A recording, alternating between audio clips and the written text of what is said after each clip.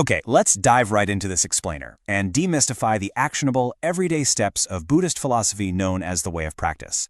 We often hear a lot of grand, sweeping terms when people talk about Buddhism, right? Enlightenment, nirvana, universal oneness. But the actual source texts spend a massive amount of time on the real, nitty-gritty how.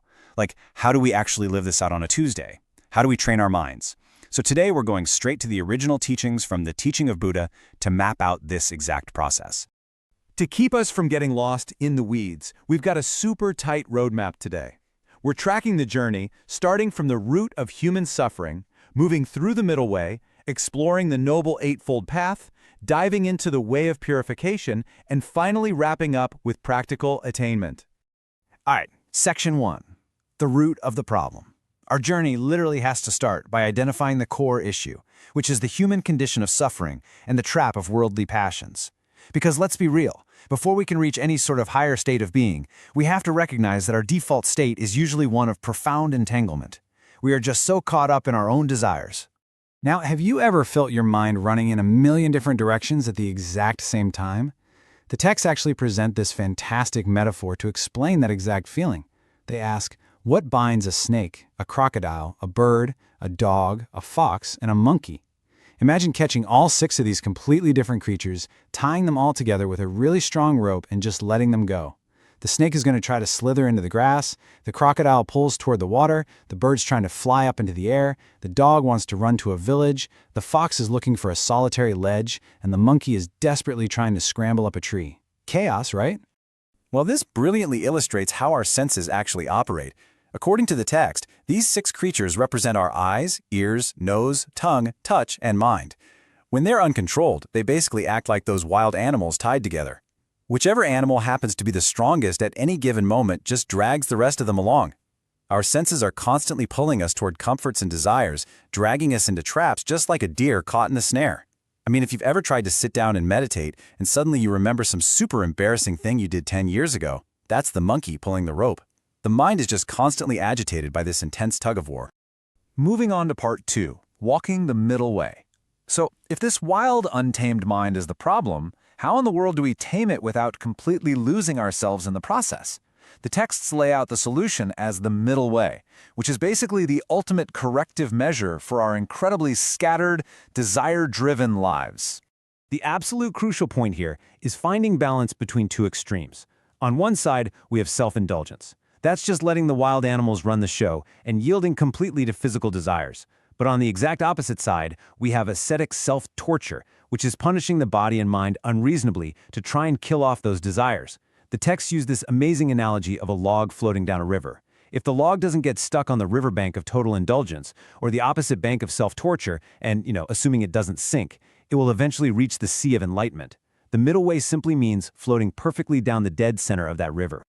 To actually travel this middle way safely, Buddhism uses a central visual anchor called the Wheel of Dharma, or Dharma Chakra. The text explains that just like the wheel of a cart that keeps revolving, this symbol represents the Buddhist teaching endlessly spreading out. It grounds these huge, deep, philosophical concepts into a practical vehicle that we can actually use to move forward in our lives.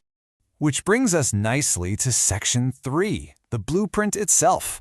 Let's zoom in on that wheel for a second, because its structure isn't just arbitrary. It's a precise, actionable blueprint for your daily life. It's not just some cool logo. Every single part of it has a highly specific job. The 8 spokes of this wheel represent the Noble Eightfold Path. The text emphasizes over and over that this is the single most important way of practice to avoid worldly entanglement.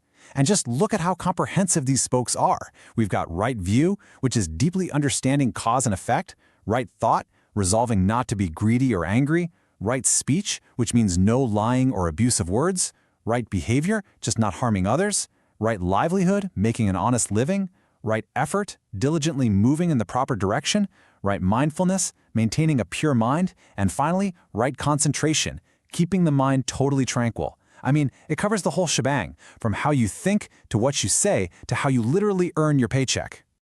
And there's this remarkably poetic promise tied to this path. The text says, "Following the noble path is like entering a dark room with a light in the hand. The darkness will all be cleared away, and the room will be filled with light." These 8 steps, They aren't just restrictive rules designed to make your life boring. No, they are literally the flashlight in that dark room, designed to actively dispel the darkness of our own ignorance. All right, on to section 4, the way of purification. Because, look, just knowing the path isn't enough, right? You actually have to maintain the vehicle. This is the daily, gritty inner work of keeping your mind totally clear of the things that are trying to derail you. The texts identify these 3 fires, greed, anger, and foolishness, as the ultimate sources of human misery, and they actually prescribe exact cures for each one. Greed comes from this endless want of satisfaction, and the cure is observing the precepts, basically the rules of good behavior. Anger comes from dissatisfaction, and that's cured by right concentration, which brings the mind back to a tranquil state. And foolishness, that stems from impure thoughts and is cured by wisdom. The text makes a really interesting point here. Greed is super hard to remove, anger is a bit easier to remove, but insanely destructive while it's there, and foolishness is the hardest of all to overcome. You really have to treat them like a bad fever that needs immediate attention. I absolutely love this analogy from the source text. It compares mind control to a farmer guarding his cattle in the springtime. When the pastures are completely full of lush, green grass, a farmer might let the cattle loose, sure, but he still keeps a really close watch over them so they don't break through fences and ruin the neighbor's crops. It's a great reminder that mind control isn't some set-it-and-forget-it quick fix. Even when life is amazing and the grass is totally green, your mind bears watching. It requires this constant, gentle vigilance. Which lands us at our final section, practical attainment. How do we take all of this and actually apply it in our super busy modern lives so that we start seeing the fruits of the practice? The text is very clear about this sequence. It outlines a triad of practical attainment, and you absolutely have to do them in order. First up is disciplines. You have to physically control your body and mind, guarding the gates of your 5 senses, taming those wild animals we talked about. Doing this naturally sets you up for step 2, concentration. Because your behavior is finally in check, you can get away from greedy desires and actually hold your mind completely tranquil. And then, only when your mind is concentrated and tranquil do you unlock the door to step 3, wisdom. You finally possess the ability to perfectly understand the truth of things. You literally cannot skip straight to wisdom. You've got to put in the discipline work first.